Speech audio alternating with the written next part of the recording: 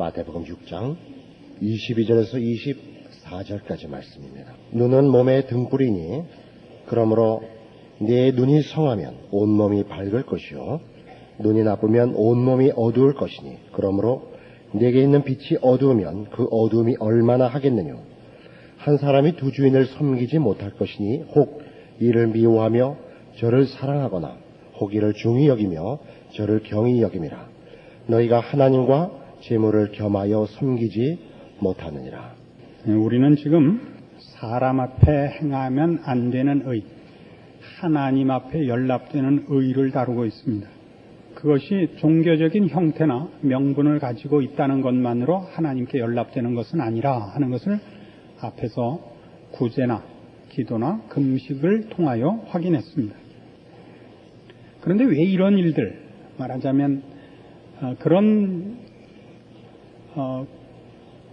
종교적이고 거룩한 내용을 동원해서도 사람 앞에 보이려고 할까? 그 이유는 우리가 하나님보다 세상을 더 사랑하는 본성이 있기 때문이라 하는 지적이 이제 이 하늘에 쌓는 보물에서 지적되는 것입니다. 하늘에 쌓는 보물은 하나님 앞에 연락되어야 하고 하나님이 기뻐하시는 것으로 되어야 합니다.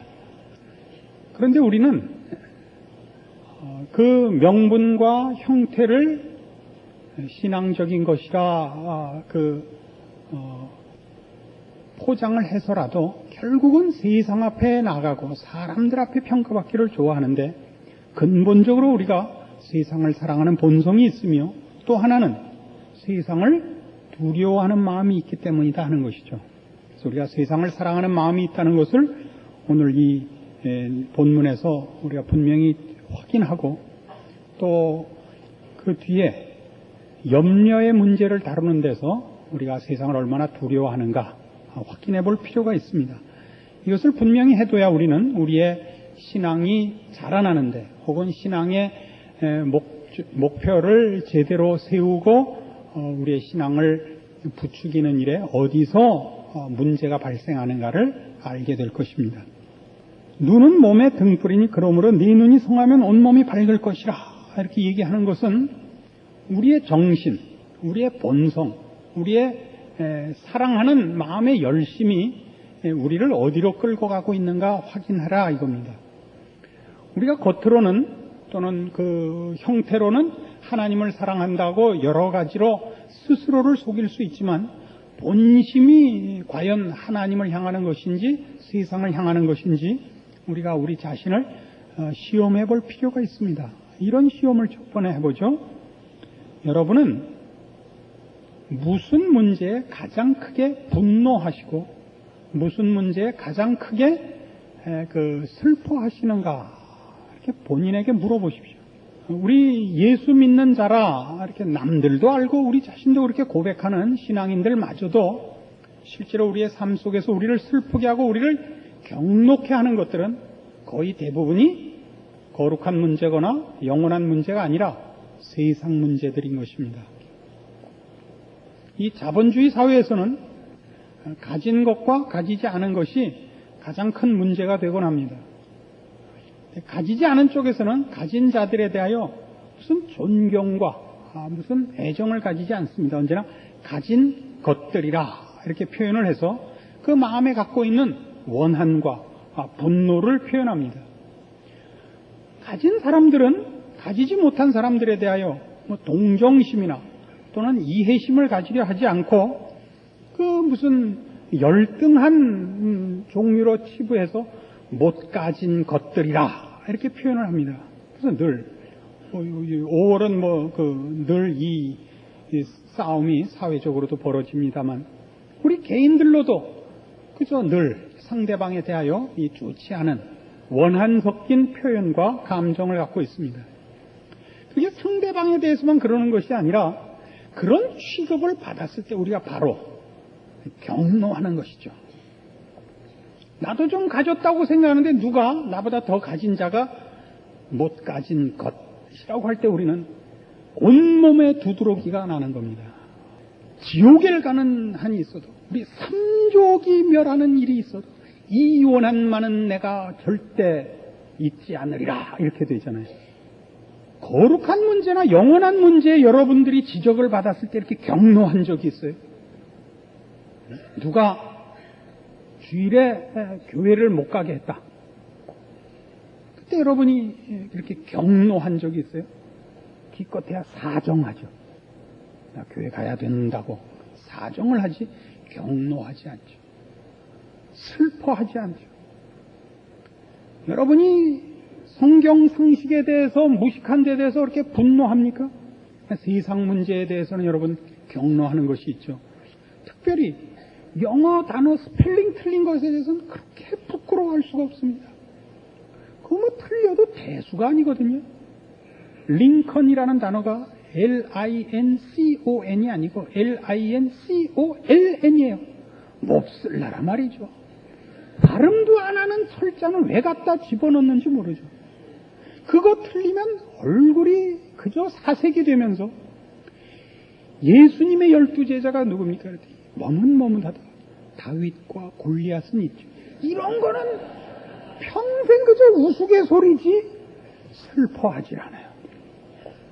모세와 요한이 같은 시대의 사람인 줄 알면서도 이거는 결코 미안해하지 않습니다.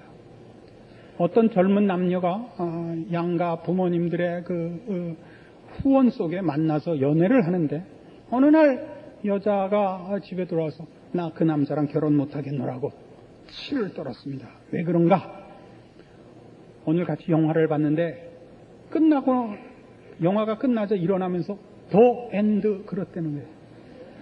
그게 뭐 어때요? 그걸 꼭 뭐 D 엔드 이렇게 모음 앞에서는 더를 D라고 발음한다. 이런 것까지 꼭 맞춰야 무슨 사람이 훌륭하지 않습니다. 개뿔도 아닌 겁니다. 여러분 끝. 그런데 티읕 받침 쓰지 않고 시읕 받침 썼다. 그거 뭐 죽일 일이 아닙니다. 그거. 끝 알아들었으면 됐죠. 그런 데는 우리가 펄펄 뛰고 상종 못할 사람이라 생각하면서도 거룩한 문제에 틀리거나 무식한 문제에 대해서는 우리는 슬퍼하거나 노하지 않습니다. 우리는 훨씬 세상을 더 사랑합니다. 스스로 속지 마십시오. 스스로를 이걸로 안심시키지 않으셔야 됩니다. 두 번째 그 시험은 이겁니다. 여러분이 세상 앞에 얼마나 아첨을 떠는가 보십시오. 하나님 앞에 아첨을 떨지 않습니다. 세상 앞에 아첨을 떱니다. 세상 앞에 아첨을 떠는 대표적인 행위는 이겁니다. 유행을 쫓아가는 것입니다. 유행이라는 건 말이죠. 정말 아무것도 아닌 것입니다. 이런 거죠. 단추 3 달린 양복이 됐다. 단추 2 달린 양복이 됐다. 그러는 겁니다. 단추 3 달리면 IQ가 3자리가 되고 2 달리면 2자리가 되고 그렇지 않습니다. 개뿔도 아닙니다. 정말. 이 넥타이가 폭이 넓어졌다 짧아졌다 그러는 겁니다. 유행이란. 그래서 더 이상 뭐 지랄 떨 게 없어서 좀 몇 년 단위로 그저 다시 반복됩니다. 그러나 우린 그것 때문에 외출을 못합니다. 그렇죠? 입을 옷이 없어서 우린 중요한 일을 못합니다. 그런 일에 초연하지 못합니다. 이 정함이 없는, 이때 말하는 정함은 일정한 정신이 없는 세상의 변덕에 우리는 그렇게 온 힘을 기울여서 아첨을 떱니다. 그건 세상이 온전한 정신을 갖고 있지 않다는 것에 대한 증거요. 동시에 우리도 정신 나간 족속이라는 증거입니다. 지금은 없어졌지만 몇 년 전까지만 해도 여자들이 이 닭뼈슬 머리를 하고 다녔어요. 기억나세요? 한 번씩 해보셨을 텐데 안 한 것 같지. 그거 만들기도 어려워요. 이 중력 법칙에 의해서 머리카락이라 할지라도 이렇게 내려앉는 게 원칙. 이걸 세워야 되니 얼마나 애쓰고 나와야 돼요. 그 세운 거 혹시 내려앉을까봐 얼마나 조심조심 걸어야 돼요. 이게 온 정신을 사로잡는 거예요. 이 닭뼈슬머리. 그거 내려앉으면 뭐 죽을 일이나 된 거지. 그거 그냥 우리 딸년이 하겠다 그래서 밤에 눈 뜨고 자. 그냥 가위로 잘라버릴 테니까 그냥 세우기만 하면 못 세웠죠. 세우면 잘릴 텐데. 우리 딸이 자기 얘기는 하지 말라 그랬는데. 우리는 이 세상이 변덕스러운 걸 알고 세상이 우리에게 보상하지 않는 걸 알면서도 세상에 아첨을 떨고 다닙니다. 얼마나 우리가 연약하며 얼마나 정신이 없는가, 얼마나 한심한가를 스스로들 압니다. 왜 그러고 다니세요? 남들이 다 하니까. 이게 말이 맞는 거예요. 여러분 자녀들이 학교 숙제 안 해가고, 요새는 안 그랬으면 옛날엔 교복도 뭐 이렇게 모자도 찢어서 미싱으로 받고, 옷도 이렇게 나팔바지하고 워카 줄칼로 갈아고 허옇게 해서 신고. 야, 너 그게 뭐냐? 아빠 남들이 다 그렇게 해요. 그러면 그러냐? 그래요? 너무 죽이잖아요. 정신이 있어 없어? 공부나 해. 안 그랬어요? 근데 여러분은 왜 이렇게 정신없이 하고 다니면서 목사가 그나마 정신 차리세요. 그러면 돌았나? 왜 까꾸로 그래요? 여러분 자식한테 그랬더니 자식이 부모 보고 아버지 돌았어요? 그러면 내가 돌았나? 그렇게 생각하세요? 왜 그 문제는 왜 기어오르세요? 도대체가 생각을 해봐요. 여러분이 유행 맞춰 살았더니 세상이 여러분들한테 해준 보상이 뭐예요? 정신없이 옷 싸게만 만들었지. 단정한 옷, 단정한 머리, 이런 게 없다니까요. 세상한테 그 패션쇼 하는 거 보면요, 저게 미친 놈들이지 싶어요. 입으라고 만든 옷이에요, 그게? 어떻게 하면 지랄을 한번 떨어보나 하는 모든 생각을 다 해보는 것 같아요. 그렇게 만든 놈이나 입고 나오는 년놈들이나 구경하러 간 놈들이나 몽땅 같이 미치게 미친 놈끼리 있으니까 이게 얘기가 되는 거예요. 이게 안 미친 사람 하나 살래니까 얼마나 힘이 든지 몰라요. 열받아가지고. 내 말이 맞아요, 안 맞아요? 늘 둘밖에 없다니까, 아멘이. 그래서 우리 시편 1편에 보면 이런 기록이 있어요. 참, 도대체 예수 믿는 사람이 어떤 사람이냐, 안 믿는 사람은 어떤 사람이냐, 이렇게 표현을 해요. 복 받은 사람과 복 받지 못한 사람, 이렇게요. 시편 1편 1절. 복 있는 사람은 악인의 꾀를 쫓지 아니하며 죄인의 길에 서지 아니하며 오만한 자의 자리에 앉지 아니하고 오직 여호와의 율법을 즐거워하여 그 율법을 주야로 묵상하는 자로라. 저는 시냇가에 심은 나무가 시절을 쫓아 과실을 맺으며 그 잎사귀가 마르지 아니함 같으니 그 행사가 다 형통하리로다. 자, 시냇가에 심은 나무가 왜 열매가 열리죠? 뿌리가 물에 닿아 있으니까. 그렇죠? 악인은 어때요? 4절. 악인은 그렇지 않으며 오직 바람에 나는 겨와 같도다. 바람에 나는 겨라는 거, 뿌리가 없는 거예요. 무슨 내용과 진리를 섭취할 수가 없는 거예요. 바람에 나는 겨와 같도다. 그러므로 악인이 심판을 견디지 못하며 죄인이 의인의 회중에 들지 못하리로다. 대저 의인의 길은 여호와께서 인정하시나 악인의 길은 망하리로다. 바람에 날리는 겨와 같도다. 세상 사람들을 사는 거 보면 그래 보이지 않아요? 정말 바람에 나는 겨와 같아요. 정함이 없어요. 목표가 없고 내용이 없습니다. 그저 성질대로 살죠. 근데 그놈의 성질이 그저 변덕스러울 뿐이지 아무 내용이 없어요. 우리는 다르죠. 그렇잖아요. 우린 영원을 목표하고 있죠. 우린 진리와 생명과 거룩으로 부름을 받았죠. 그리스도 안에 있죠. 그런데 왜 도대체 이 변덕을 부리는 세상에 가서 아첨을 떨고 있냐니까요. 세상을 외면하자는 게 아니에요. 세상을 가로질러 가야죠. 저들의 유혹과 위협에 우리가 장단을 맞출 이유가 없죠. 우리는 우리 길을 가야죠. 그게 예수 믿는 사람들이 살아야 하는 삶의 원칙입니다. 우린 과연 빛이고 우린 과연 소금인 것입니다. 하나님을 모시고 살아야 하는 것입니다. 이게 없어요. 그래서 여기 오늘 우리 본문에서 보는 이 말이 나오는 거예요. 눈은 몸의 등불이니 그러므로 네 눈이 성하면 온몸이 밝을 것이요 눈이 나쁘면 온몸이 어두울 것이라 이거예요. 생각을 하세요. 정신을 차리세요. 이 눈먼 자같이 생각 없는 자같이 우리가 살면 세상이 우리를 홀려서 우리를 지배해요. 세상의 부패함과 변덕스러움에 우리가 가서 아첨 떨고 있으면 세상이 우리를 지배합니다. 우리를 지배해요. 주인이 되고자 해요. 오늘 그 중요한 결론이죠. 24절. 한 사람이 두 주인을 섬기지 못할 것이라. 세상이 우리에게 주인 노릇을 해요. 우리가 세상에 아첨을 떨고 세상을 두려워하면 세상이 우리에게 주인 노릇을 하고 우리를 지배하여 우리를 종으로 삼아요. 그러면 우리는 신앙생활을 할 수가 없어요. 왜? 하나님은 우리에게 우리 마음의 10분의 1을 내라 그러지 않아요. 하나님은 우리에게 내 마음과 뜻과 정성을 다하여 주 너의 하나님을 사랑하라 요구하세요. 그러니까 우리는 세상이든지 하나님이든지 둘 중에 하나밖에 선택할 수가 없어요. 하나님을 따르면 세상을 외면할 수밖에 없고 세상을 따르면 하나님을 외면할 수밖에 없어요.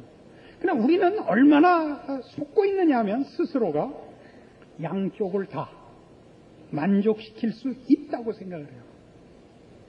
그래서 아까도 얘기했죠? 여러분이 기도를 하고 있고 구제를 하고 있고 금식을 하고 있으면 여러분이 하나님 앞에 연락되고 있고 여러분이 신앙생활을 온전히 하고 있으리라고 쉽게 생각하지 말라니까요. 뭘 물어보라고요? 내가 보물을 어디에 쌓고 있나 보라고요. 무엇에 화를 내고 있고 무엇에 내 마음이 가 있는가 보라니까요. 세상은 말이죠. 우리의 정신을 빼앗고 우리의 눈을 감게 해서 결국 그의 휘하에 우리를 둡니다.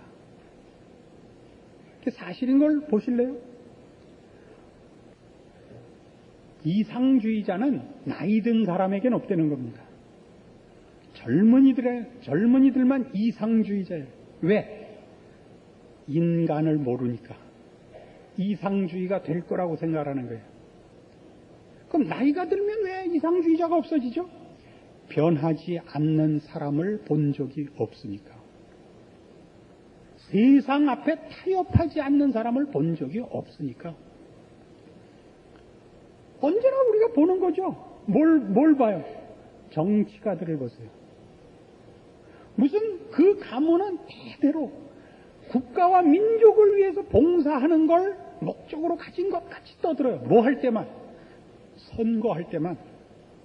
자기가 하고 싶은 자리를 얻기 위해서만 그렇게 떠들어요. 그 자리에 가서 우리나라의 비극은 지금 그렇습니다.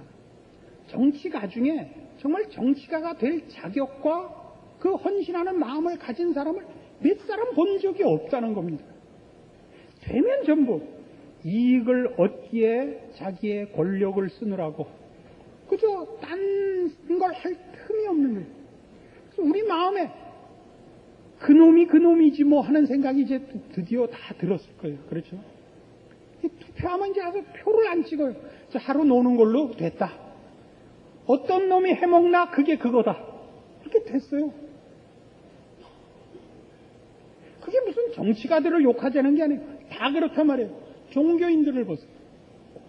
기독교계의 종교인들도 목사들도 어떤 무슨 권력이나 그런 게 사실은 없는데 있다고 생각하는 자리를 놓고는 무슨 불미스러운 소문이 있어요. 뭐 총회장이 되는데 뭐 돈을 얼마 썼다. 뭐 1,2,000원 썼다. 그러면 이게 뭐 말이 되겠어요. 뭐 의학하게 썼다 이거 아니에요. 불교계도 그렇죠. 무슨 자리를 놓고 뭐 그냥 육탄 돌격을 했다. 우리가 보는 거예요. 그래서 우리가 다 냉소적으로 되는 거예요. 세상에 믿을 놈이 어딨냐? 이렇게 된 거예요. 이상주의라는 건 싹 들 수가 없죠. 왜요? 인간이라는 게 어떤 존재인지 자기 자신에 대해서 가장 가까운 사람에 대해서 믿어봤던 사람들에 대해서 다 실망했기 때문이에요. 이런 게 왜 생긴다고요? 우리 안에 있는 부패의 본성과 세상이 가지는 부패성의 힘 때문에 그래요. 그래서 우리는 정신을 차려야 돼요. 우리가 하나님을 믿는다는 것은 하나님을 의지하여 살며 바람에 나는 겨 같지 않은 거예요. 세상이 우리를 주무르지 못하게 하는 거예요. 시냇가에 심기운 나무요, 또 시편에 늘 등장하는 대로 반석 위에 세워진 사람이에요. 튼튼한 근거 위에 서는 거예요. 우리는 우리가 헌금을 했느냐, 기도를 했느냐, 주의를 지켰느냐, 무슨 기독교적인 어떤 행사들, 구제를 하고 무슨 전도를 하고 이렇게 자신을 점검할 것이 아니라고요. 하나님을 사랑하는가? 하나님 싫어하는 걸 내가 몸서리치는가? 하나님 기뻐하시는 일이 내 소원인가? 이렇게 물어봐야 돼요. 내가 무엇에 분노하는가? 무엇에 열심을 내는가? 그래서 자신을 점검하시라고요. 얼마나 우리가 이 문제, 세상과 하나님을 동시에 교묘히 섬겨서 이익을 보려고 하는가 보세요. 어떤 시골에 농부가 있었는데 늘 하나님을 위해서 헌신하고 싶은 마음이 있는데 그 재산이 넉넉지 않은 거예요. 근데 그 기르는 소가 송아지를 2마리를 낳았어요. 흰 소 하나하고 얼룩소를 낳았어요. 그래서 그가 부인에게 뛰어와서 기쁘게 외쳤어요. 여보, 이번에 우리 소가 새끼를 2마리 낳았는데 1마리를 하나님 앞에 바치기로 합시다. 조금 더 키워서 어지간히 크면 하나님 앞에 바칩시다. 그 부인이 물었어요. 어느 소를 바치기로 했어? 조금 키워보고 정합시다. 어느 날 한 2달 지나서 남편이 슬픈 얼굴로 뛰어와서 여보, 큰일 났어. 왜요? 하나님께 바치기로 한 송아지가 죽었어. 어느 송아지였는데요? 얼룩송아지지. 얼룩송아지가 죽었거든요.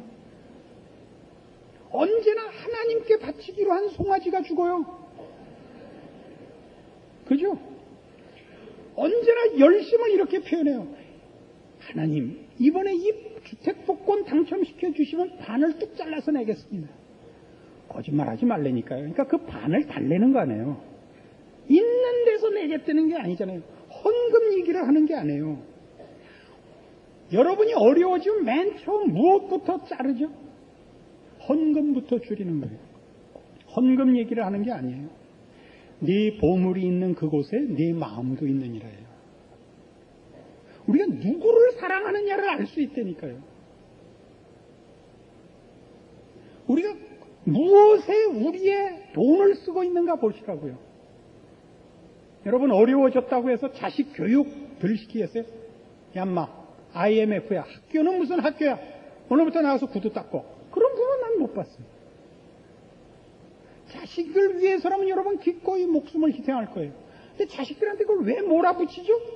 거룩히 살라고 몰아붙여요? 아니요. 너 그렇게 살면 이 세상 못 산다.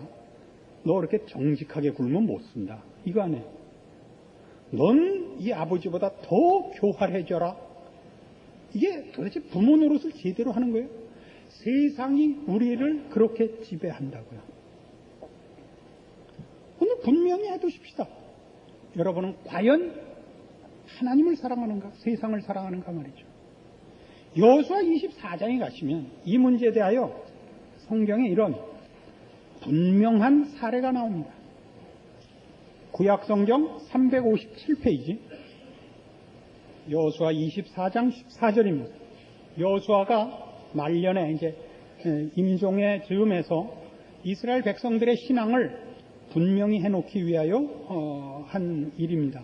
모든 백성들을 불러 모으고 하나님을 섬기는 문제를 결단시키는 장면입니다. 그러므로 이제는 여호와를 경외하며 성실과 진정으로 그를 섬길 것이라. 너희의 열조가 강 저편과 애굽에서 섬기던 신들을 제하여 버리고 여호와만 섬기라. 만일 여호와를 섬기는 것이 너희에게 좋지 않게 보이거든 너희 열조가 강 저편에서 섬기던 신이든지 혹 너희의 거하는 땅 아모리 사람의 신이든지 너희 섬길 자를 오늘날 택하라. 오직 나와 내 집은 여호와를 섬기겠노라. 백성이 대답하여 가로되 여호와를 버리고 다른 신들 섬기는 일을 우리가 결단코 하지 아니하오리니 이는 우리 하나님 여호와 그가 우리와 우리의 열조를 인도하여 애굽 땅 종되었던 집에서 나오게 하고 우리 목전에서 그 큰 이적들을 행하시고 우리가 행한 모든 길에서 우리 지난 모든 백성 중에서 우리를 보호하셨음이며 여호와께서 또 모든 백성 곧 이 땅에 거하던 아모리 사람을 우리 앞에서 쫓아내셨습니다. 그러므로 우리도 여호와를 섬기리니 그는 우리 하나님이시니이다. 여호수아가 백성에게 이르되 너희가 여호와를 능히 섬기지 못할 것은 그는 거룩하신 하나님이시요 질투하는 하나님이시니 너희 허물과 죄를 사하지 아니하실 것임이라. 질투하시는 하나님이라 그럽니다. 그래서 너희가 섬기지 못할 것이라 그럽니다. 질투하시는 하나님, 하나님 편협하다는 뜻이 아닙니다. 하나님은 질투하실 만큼 우리를 사랑하십니다. 온전히 온 힘을 다하여 우리를 사랑하셨기 때문에 질투하셔서 하실 만큼 사랑하셨다 그런 뜻입니다. 우리도 하나님을 그렇게 사랑해야 됩니다. 내 마음과 뜻과 정성을 다하여입니다. 그렇게 안 하면 하나님은 싫어하십니다. 지금 이스라엘 백성은 우상도 섬기고 하나님도 섬기고 말하자면 세상과 하나님을 동시에 섬길 수 있다고 생각하고 있는 것입니다. 여호수아가 이 경고를 하죠. 너희 둘 중에 한쪽밖에는 편들 수 없다. 결정을 해라 이겁니다. 요한계시록 3장에 오시면 동일한 내용에 관한 경고가 이런 식으로 나옵니다.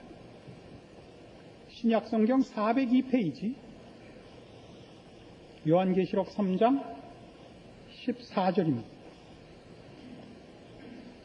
라오디게아 교회의 사자에게 편지하기를 아멘이시오 충성되고 참된 증인이시오 하나님의 창조의 근본이시니가 가라사대 내가 네 행위를 아노니 네가 차지도 아니하고 더웁지도 아니하도다. 네가 차든지 더웁든지 하기를 원하노라. 네가 이같이 미지근하여 더웁지도 아니하고 차지도 아니하니 내 입에서 너를 토하여 내치리라. 네가 말하기를 나는 부자라 부유하여 부족한 것이 없다 하나 네 곤고한 것과 가련한 것과 가난한 것과 눈먼 것과 벌거벗은 것을 알지 못하도다. 내가 너를 권하노니 내게서 불러 연다는 금을 사서 부유하게 하고 흰옷을 사서 입어 벌거벗은 수치를 보이지 않게 하라. 안약을 사서 눈에 발라 보게 하라. 물은 내가 사랑하는 자를 책망하여 징계하노니 그러므로 네가 열심을 내라 회개하라 그럽니다. 차지도 아니하고 더웁지도 아니한데 하나님 보시기엔 부족한데 본인은 뭐라고 생각하느냐면 나는 부자라 부유하여 부족한 것이 없다 그런다 이겁니다. 하나님 뭐라 그러신다고요? 네 곤고한 것과 가련한 것과 가난한 것과 눈먼 것과 벌거벗은 것을 알지 못하다 그래요. 근데 본인은 잘하고 있다니까요. 어떻게? 세상과 하나님을 양쪽 다 만족시키고 있다고 스스로 속고 있단 말이죠. 20절 볼지어다 내가 문 밖에 서서 두드리노니 누구든지 내 음성을 듣고 문을 열면 내가 그에게로 들어가 그로 더불어 먹고 그는 나로 더불어 먹으리라. 이거는 전도용이 아닙니다. 예수 믿으라는 얘기 아닙니다. 예수 믿는 자들 보고 예수님을 주인으로 섬기라는 얘기입니다. 왜요? 지금 이 내용은 다 교회에 보낸 편지입니다. 이기는 그에게는 내가 내 보좌에 함께 앉게 하여 주기를 내가 이기고 하나님 아버지 보좌에 함께 앉은 것과 같이 하리라. 귀 있는 자는 성령이 교회들에게 하시는 말씀을 들을지어다. 예수 믿는 사람들에게 하는 얘기예요. 똑바로 믿으라 이거예요. 더욱든지 차든지 하라. 하나님을 섬기기로 했으면 하나님만을 섬기라. 그를 주인으로 섬기라. 그를 기뻐하라. 하나님이 좋아하는 것을 해라. 내 마음과 뜻과 정성을 모아서 바치라. 이겁니다. 이렇게 안 하죠. 몇 가지를 행해서 이것으로 하나님 앞에 할 것은 다 했다. 아닙니다. 신앙이란 그런 것이 아닙니다. 부적 같은 것이 아닙니다. 하나님 앞에 나와서 몇 가지 여러분이 바친 정성으로 무슨 안전 혹은 소원을 확보하고 돌아가는 것이 아닙니다. 하나님과 여러분 영적으로 인격적으로 그분과 여러분 마음을 일치시키셔야 됩니다. 그 앞에 여러분 마음을 붙들어 매셔야 됩니다. 그를 사랑하셔야 됩니다. 그가 원하시는 삶을 사셔야 됩니다. 그렇지 않으면 여러분은 하나님의 백성이 아닙니다. 이 하루아침에 되는 일이 아닙니다. 그러나 혹 여러분이 신앙생활이라는 것을 어떤 선행을 하는 것, 어떤 종교적인 행사를 하는 몇 가지로 때울 수 있다고 생각하는 것만은 버리셔야 됩니다. 여러분은 진심과 소원과 목적을 하나님께 두셔야 되는 것입니다. 그리고 그 일을 위하여 여러분은 매일 여러분 자신을 점검하시고 여러분 삶과 생각과 여러분 인격을 하나님께로 돌리셔야 됩니다. 긴 시간이 걸려서 이 일이 이루어질 것입니다. 그렇게 하기 전에 몇 가지의 상투적인 신앙 행위로 나는 안전하다, 나는 부유하다 스스로 속는 일이 없도록 오늘 말씀이 여러분을 영적으로 각성시키고 분발시키고 하나님 앞에 둔 여러분의 소원을 다시 한번 결심시키는 말씀이 되기를 바랍니다. 기도하십시다. 하나님 아버지 은혜를 감사합니다. 우리를 구원하시고 또 때를 따라 일깨우시며 말씀하시며 가르치심을 인하여 감사드립니다. 주께서 말씀하실 때 아멘하게 하시고 주께서 우리에게 교훈하실 때 순종하게 하사 주께서 우리를 부르신 그 사랑과 베푸신 복들이 헛되지 않게 하여 주시옵소서. 우리의 미련한 것과 연약한 것을 하감하옵시고 늘 간섭하사 우리의 생각과 우리의 행동대로 버려두지 마옵시고 간섭하시고 지키시고 인도하여 주시옵소서. 예수님 이름으로 기도합니다. 아멘.